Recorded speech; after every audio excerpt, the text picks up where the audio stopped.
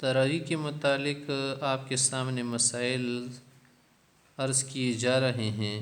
تراویح کا کیا معنی ہے؟ ترویح کی جمع ہے۔ ترویح کا جو اصلی معنی ہے استراحت کا ہے، راحت سے یہ ماخوذ ہے۔ تراویح کے درمیان جو بیٹا کے آدمی بیٹھ جاتے اس کی کتنی مقدار ہے؟ تو 5 تراویح بن جاتے ہیں نا، 4 رکعت ایک تراویح بن جاتے ہیں، 5 تراویح ہیں تو 2 تراویحوں کے درمیان اتنی مقدار بیٹھنا مناسب ہے جتنی مقدار میں اس نے ایک تراویح پڑھی ہو، اور اس وقت نا جب مقتدی وغیرہ کے لیے گرانی نہ ہو۔